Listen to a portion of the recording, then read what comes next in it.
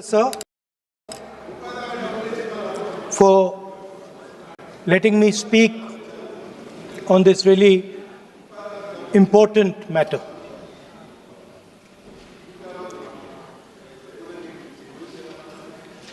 Speaker, sir, have you ever wondered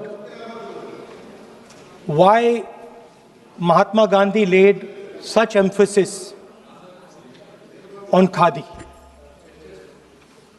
Why was it that he framed the entire Indian freedom struggle around the concept of khadi? And why is it that he only wore khadi? Because khadi is not just a cloth. Khadi is the expression of the people of India. It is the imagination, it is the sentiment, it is the productive force of the people of Aaj pehnaun khadi. It is the expression of the people of India. Speaker, sir, whichever state you go to, you will find different fabrics. There's the Himachali cap, Assamese gamcha, Banarsi sari, Kanchipuram sari, Naga jacket, and you will find that all these fabrics represent the people. When the people of Assam give you the gamcha, they're not just giving you a piece of cloth. They're giving you an expression. They're giving you a piece of their history, their tradition, their future, their imagination.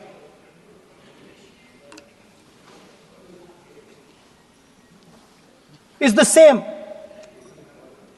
when the Nagas wear that jacket. When they come and see us, they make us wear the jacket because they want us to be embraced by the fabric. But Speaker, sir, these fabrics are beautiful.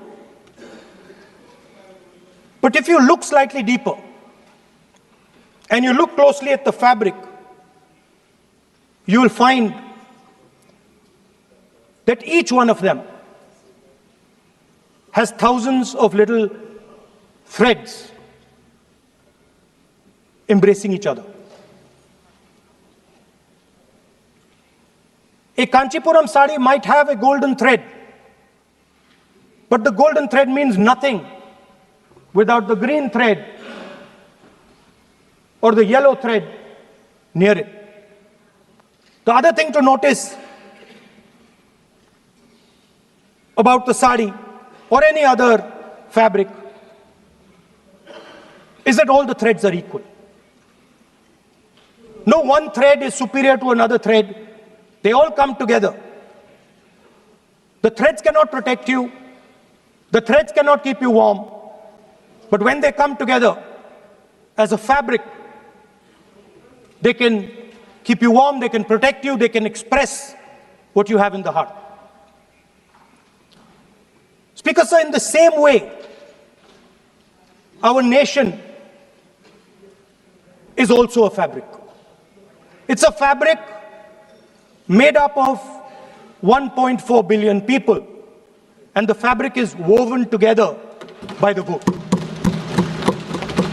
Let me repeat it. It is a fabric of 1.5 billion people, and it is woven together by the vote. Everything that we see,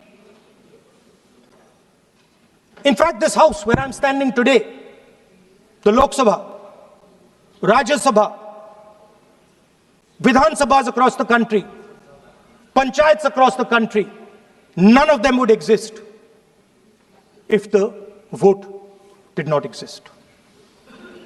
We talk with great pride about HAL, BHEL, ONGC, Tejas, Chandrayaan.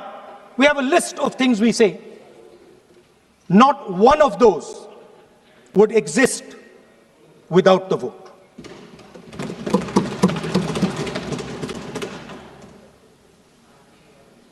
Speaker, sir, it is the idea that every thread, every person in the Union of India is equal that disturbs my friends in the RSS. They are happy to see the fabric, but they cannot stand the idea that every single person in the fabric of our country, regardless of what religion they come from, regardless of what community they come from, regardless of what language they speak, should be equal. Because they fundamentally do not believe in equality. They believe in a hierarchy, and they believe that they should be on top of that hierarchy. Speaker, sir, on the 30th of January, 1948, 3 bullets pierced the chest of Mahatma Gandhi. Nathuram Godse assassinated the father of our nation. Today, our friends do not embrace him. Today, our friends have pushed him away. He's an uncomfortable truth. But that's not where the project ended. You see, as I said, everything has emerged from the vote. All the institutions have emerged from the vote. So it's obvious that the RSS has to capture all the institutions that have emerged from the vote. So the project, after Gandhiji's assassination, the next step of the project was the wholesale capture of India's institutional framework.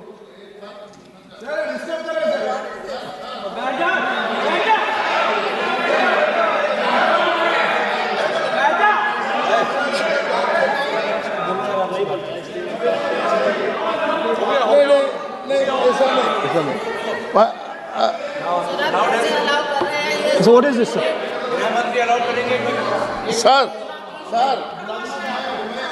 अभी नहीं पहना हुआ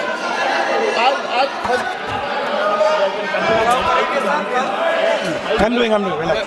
मैं बुलाता हूँ, please बैठिए So, please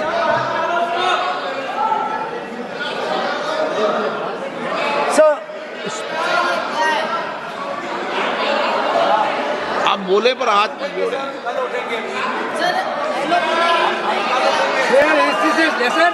Sir, these are uncomfortable truths, but they have to be spoken.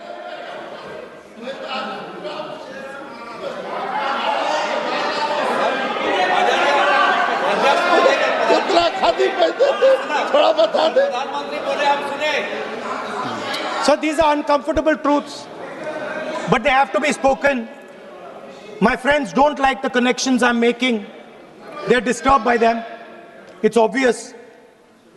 Speaker, sir, so after the father of the nation was assassinated,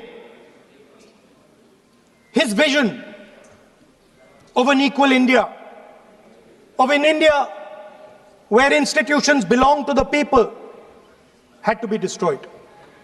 And so the process started, and the RSS attempted to capture one institution after the other.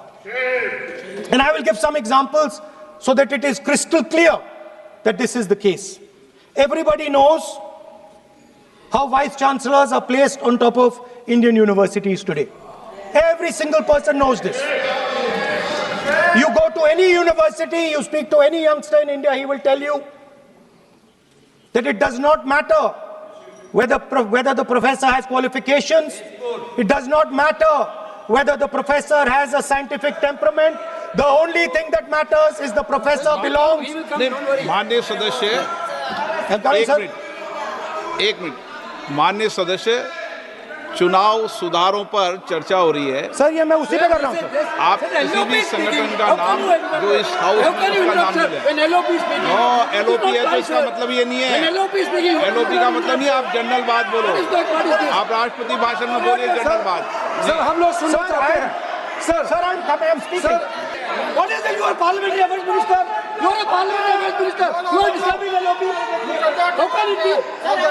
You are a parliamentary affairs minister. You are disturbing LOP. Subject में नहीं आपका LOP, आपका LOP subject में नहीं, ये विषय कर रहे हैं।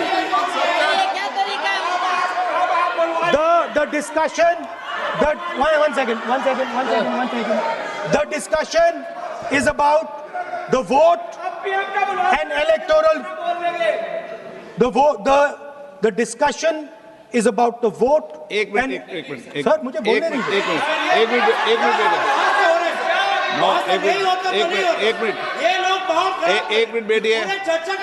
बैठिए।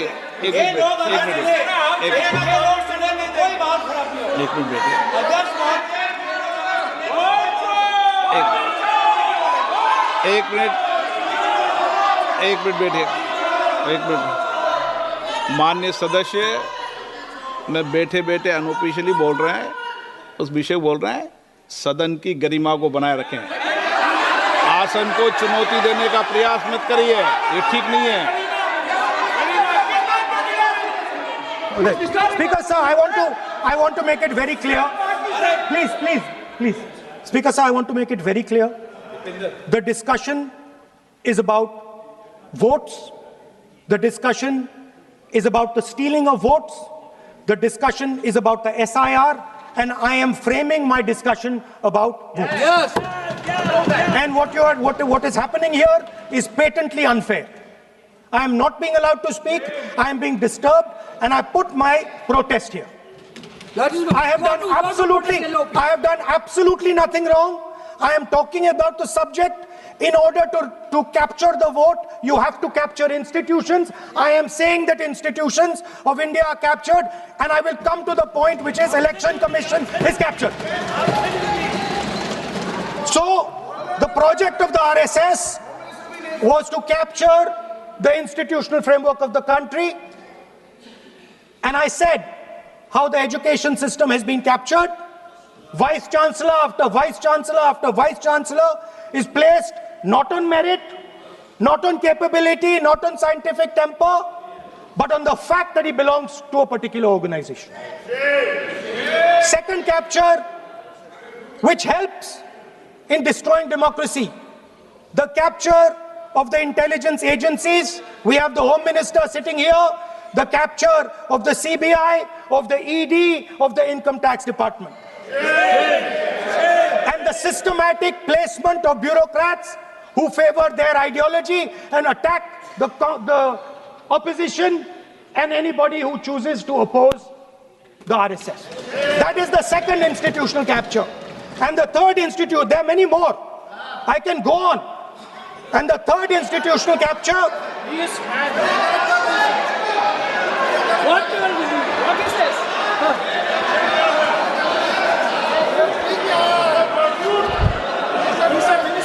मानिए, प्लीज मानिए।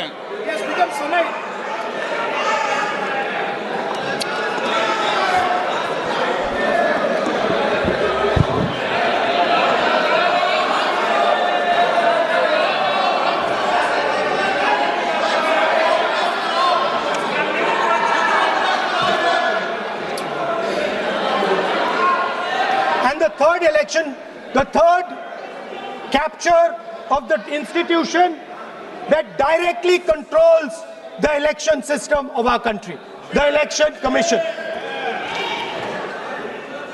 Now, I am not saying this without proof. I have put forth adequate proof about how the Election Commission is colluding with those in power to shape the elections. But I want to ask 3 questions first, which will make it very clear that the BJP is directing and using the Election Commission to damage India's democracy. The first question, why is it that the CJI was removed from the selection panel of the Election Commissioner? What motivation could there be to remove the CJI? Do we not believe in the CJI? Of course we believe in the CJI. Why is he not in that room? I sit in that room. It is so-called a democratic decision. On one side, Prime Minister Narendra Modi and Mr. Amit Shah. On the other side, the leader of the opposition. I have no voice in that room. What they decide is what happens. So the first question, why is the Prime Minister and Amit Shah so keen on choosing exactly who the Election Commissioner is going to be? Second question, and even more devastating question. No Prime Minister has done this in the history of India. In December 2023, this government changed the law. They changed the law to make sure that no election commissioner could be punished for any action they take while they are election commissioner. Yes. Immunity. Why would the Prime Minister and Home Minister give this gift of immunity to the election commissioner? Why would they need to give this tremendous gift that no Prime Minister has given ever before to the election commissioner? Yes.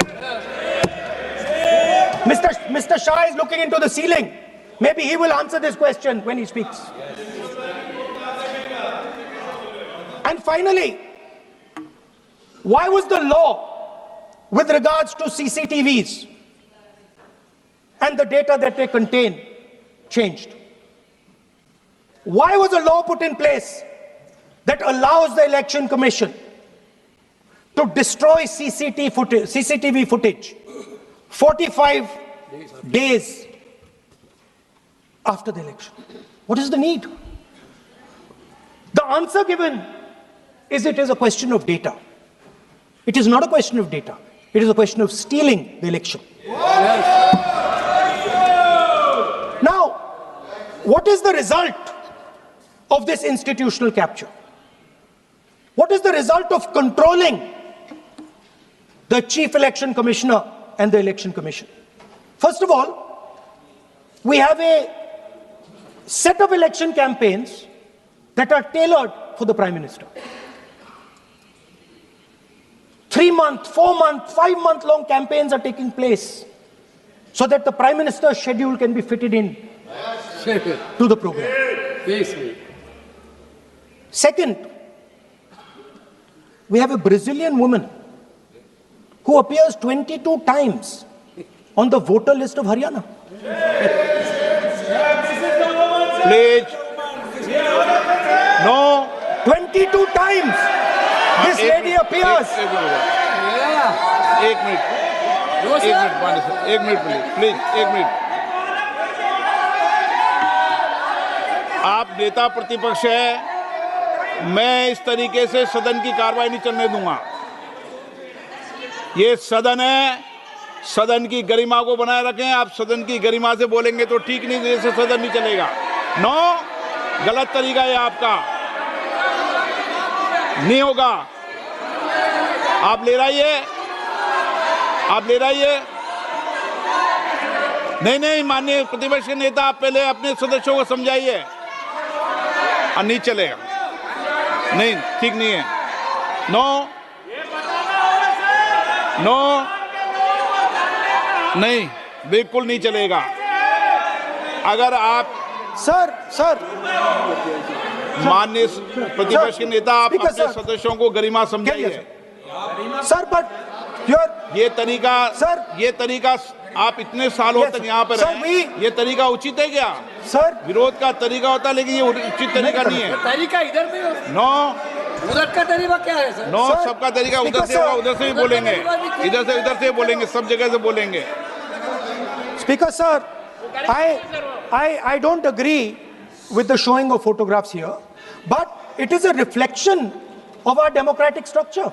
This is what is happening in our democracy, that you're not allowing us to show.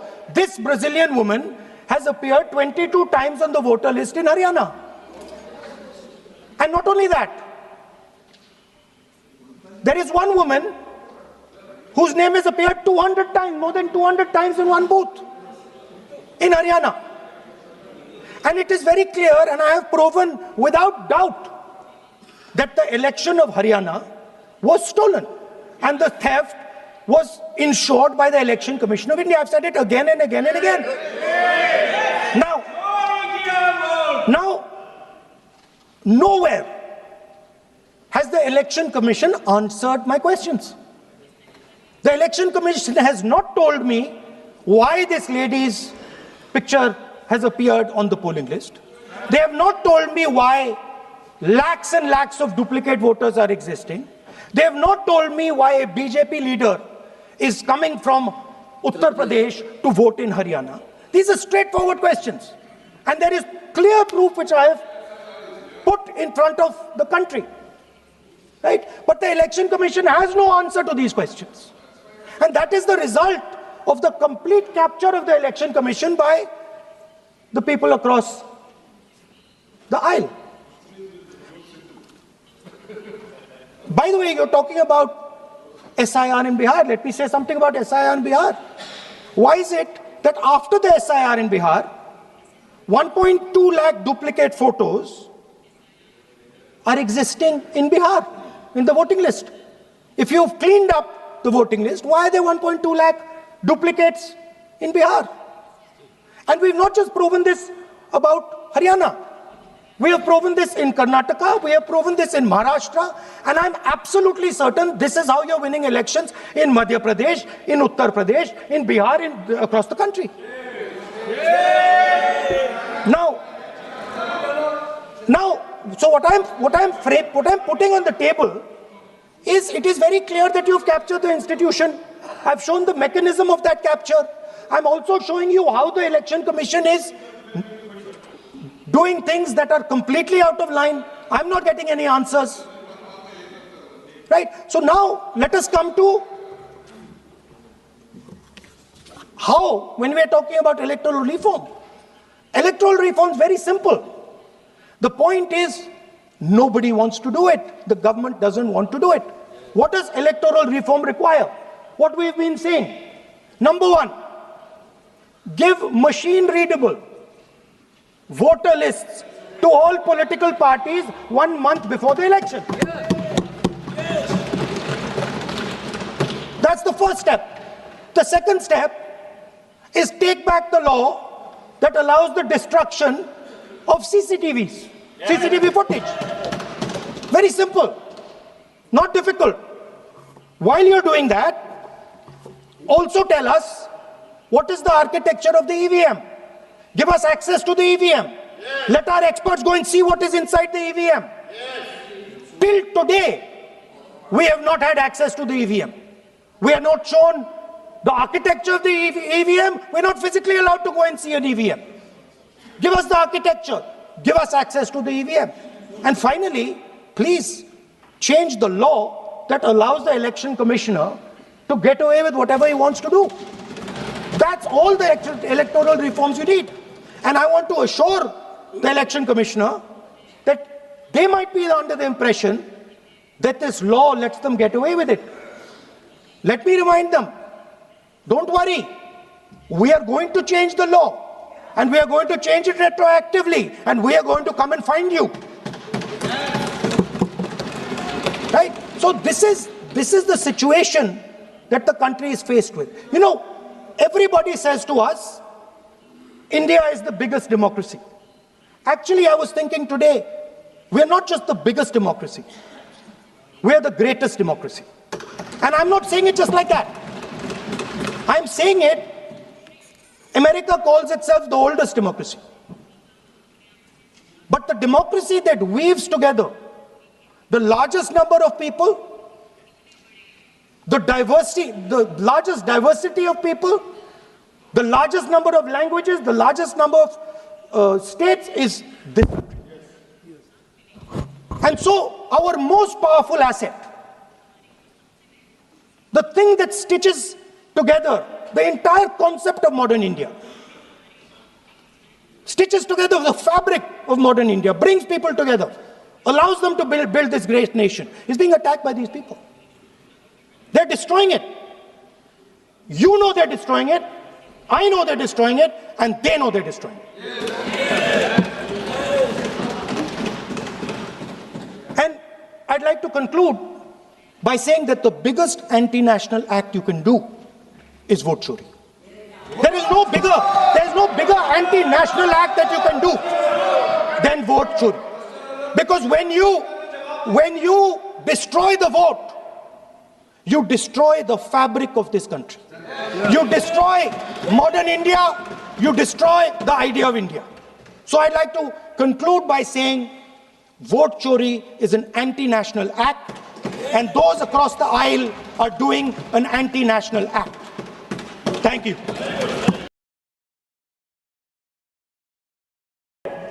आपका बहुत बहुत धन्यवाद कि इस अति महत्वपूर्ण चर्चा को आरंभ करने का आपने मुझे ये अवसर प्रदान किया है। भारतीय राष्ट्रीय कांग्रेस के नेतृत्व में जब स्वाधीनता का संग्राम लड़ा गया तो उसके दो बुनियादी लक्ष्य थे। सबसे पहला लक्ष्य कि भारत को आजाद करवाया जाए और दूसरा कि भारत को एक लोकतांत्रिक देश के रूप में परिवर्तित करके लोगों की जो आशाएं और आकांक्षाएं हैं उनके स्वरूप उन्हें सरकार बनाने का मौका दिया जाए। और जब आजादी की उस लौ को जो संविधान के निर्माता थे उन्होंने राष्ट्र निर्माण में उस ऊर्जा को समर्पित किया, उस ऊर्जा को मोड़ा, जो संविधान की परिवेचना में उन्होंने दो अहम बातें कही। सबसे पहले कि भारत एक माननीय सदस्य प्लीज बैठिए। माननीय सदस्य प्लीज। Honourable member. धन्यवाद अध्यक्ष जी। तो मैं कह रहा था कि सबसे पहले जो संविधान निर्माता थे, आपके सदस्यों को बैठे सुने आपको। कोई बात नहीं, सभी सुनेंगे। अध्यक्ष जी, तो संविधान निर्माताओं ने भारत के संविधान की परिवेचना में यह सुनिश्चित किया कि भारत एक संप्रभुता और लोकतांत्रिक गणराज्य के तौर पे गठित किया जाएगा। और जब संविधान का 42वां संशोधन हुआ तो उस परिवेचना में दो और शब्द जोड़े गए, समाजवाद और पंथ निरपेक्षता। और उस स्वरूप में आज वर्ष 2025 में भारत का जो गणतंत्र है, गणराज्य है, ये उस स्वरूप में गठित है। अध्यक्ष जी, भारत के एक लोकतंत्र में, इस लोकतंत्र में दो सबसे बड़े भागीदार हैं। एक अवाम, 98 करोड़ वो लोग जो मतदान करते हैं, और भारत के राजनीतिक दल जो विशेष तौर के ऊपर उस चुनाव में हिस्सा लेते हैं।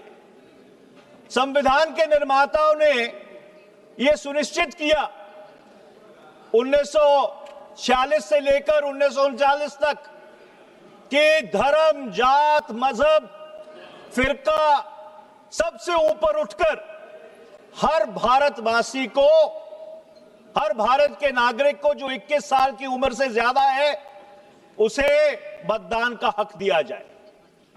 और ये उस समय हुआ जब बहुत सारे ऐसे मुल्क थे जहां पर मतदान का हक एक बहुत ही संकीर्ण तौर पे दिया जाता था। और आज मुझे ये कहने में कोई संकोच नहीं है कि पिछले 78 साल में अगर सबसे बड़ा कोई चुनाव सुधार हुआ, वो भारत के पूर्व प्रधानमंत्री श्री राजीव गांधी जी ने किया, जब उन्होंने 1979 में 88-79 में, मैं भारतीय राष्ट्रीय छात्र संगठन का राष्ट्रीय अध्यक्ष था NSUI का, हमारी मांग के ऊपर उन्होंने करोड़ों करोड़ों जो भारत के नौजवान हैं उनको मत का अधिकार दिया, जब मतदान की आयु सीमा 21 से घटाकर 18 वर्ष की गई। इससे बड़ा चुनाव सुधार पिछले 78 वर्ष में इस मुल्क में और कोई नहीं हुआ। अब जब संविधान की संरचना हो रही थी अध्यक्ष जी, तो ये जो सारा लोकतंत्र का ताना बाना है, इसको चलाने के लिए एक न्यूट्रल एम्पायर भी चाहिए था। और संविधान के निर्माताओं ने चुनाव आयोग का गठन किया। उस समय यह चर्चा चली कि क्या चुनाव आयोग एक स्थायी संस्था होनी चाहिए या अस्थायी संस्था होनी चाहिए। और जब 15 जून 1949 को 1949 जब डॉक्टर बाबा साहब भीमराव अंबेडकर जी ने ड्राफ्ट आर्टिकल 289 प्रस्तुत किया चुनाव आयोग को लेकर, उस पे बोलते हुए शिवबिन लाल सक्सेना जो उस सभा के सदस्य थे, उन्होंने कहा, और मैं कोट करना चाहता हूं, our constitution provides for the dissolution of the legislature when a no confidence is passed. So it is quite possible that elections to the various legislatures in the province and the center will not be concurrent. Every time some election or the other will take place somewhere. It may not be so in the very beginning or in the very 5 or 10 years, but after 10 or 12 years, at every moment, some election in some province will be going on. और उनकी बात से इत्तेफाक रखते हुए doctor बाबा साहब भीमराव अंबेडकर जी ने यह सुनिश्चित किया कि चुनाव आयोग एक स्थायी संस्था होगी। मैंने ये अंश इसलिए पढ़े हैं क्योंकि देश में वन नेशन वन इलेक्शन के ऊपर बहस चल रही है। पर अगर आप इस संविधान सभा की जो प्रोसीडिंग्स है उसको अपने संज्ञान में लें, तो संविधान निर्माताओं ने यह देख लिया था कि भारत में 10-12 साल बाद अलग अलग समय पे अलग अलग राज्यों में चुनाव होंगे। तो इससे एक बहुत बड़ा प्रश्न खड़ा होता है कि ये एक देश एक चुनाव का कोई औचित्य बचता है कि नहीं। इसके ऊपर चर्चा करने की जरूरत है, क्योंकि संविधान के जो निर्माता थे उन्होंने इसको अपने संज्ञान में लेकर ये उस समय कहा था कि इस देश में अलग अलग समय पे अलग अलग चुनाव होते रहे। अब चुनाव आयोग को अख्तियार दिए धारा 324 से लेके 329 के तहत, और उस चुनाव आयोग से सब लोगों की उम्मीद थी कि वो एक निष्पक्ष एम्पायर होके काम करेगा। पर मुझे बहुत खेद से ये बात कहनी पड़ रही है, और ये बहुत दुर्भाग्यपूर्ण बात है कि इस साइड पे बैठे बहुत सारे सदस्य और बहुत सारे इस देश में लोग ऐसे हैं जिनको चुनाव आयोग की निष्पक्षता पर आज सवालिया निशान खड़ा करने की जरूरत पड़ रही है। और अगर सबसे पहला कोई चुनाव सुधार इस देश में होना चाहिए अध्यक्ष जी, तो वो चुनाव सुधार होना चाहिए जो कानून 2023 में बना था, जो इलेक्शन कमीशन के जो सदस्य हैं उनके चयन को लेकर जो कानून बना था, जो उसकी धारा 7 है, उसकी सिलेक्शन कमेटी में माननीय प्रधानमंत्री, नेता विपक्ष लोकसभा और एक कैबिनेट मंत्री जिसको प्रधानमंत्री सुनिश्चित करते हैं, वो 3 लोगों की समिति है। मेरा ये सुझाव है कि इसमें 2 सदस्य और जोड़े जाने चाहिए, एक नेता विपक्ष राज्यसभा और दूसरा नामजद तौर पर भारत के मुख्य न्यायाधीश the chief justice of India. तो 2 लोग सरकार से रहेंगे, 2 लोग विपक्ष से रहेंगे और एक उसमें चीफ जस्टिस ऑफ इंडिया मुख्य न्यायाधीश रहेंगे। और अध्यक्ष जी, अगर ऐसी समिति बनेगी तो फिर ठीक से खेला होगा, फिर ठीक से खेला होगा। और ये जो लोगों के मन में भ्रम है चुनाव आयोग को लेकर, उसको शांत करने में बहुत एक अहम रोल प्ले करेगा। अब मैं धारा 327 पे आता हूं संविधान की। अध्यक्ष जी, धारा 327 जो संविधान की है, उसने संसद को अख्तियार दिए कि वो मतदाता सूची बनाने के लिए डिलिमिटेशन क्षेत्रों की कैसे हो, उसके लिए कानून बना सकती है। और वो कानून इस संसद ने बनाया, representation of peoples act 1950, representation of peoples act 1951 और रजिस्ट्रेशन ऑफ इलेक्टोरल रूल्स। और आज मैं बहुत खेद के साथ कहना चाह रहा हूं कि देश भर में एसआईआर पे चर्चा है, कई प्रदेशों में एसआईआर हो रहा है, पर मैं बहुत जिम्मेवारी से यह बात कह रहा हूं कि चुनाव आयोग के पास कानूनी तौर पर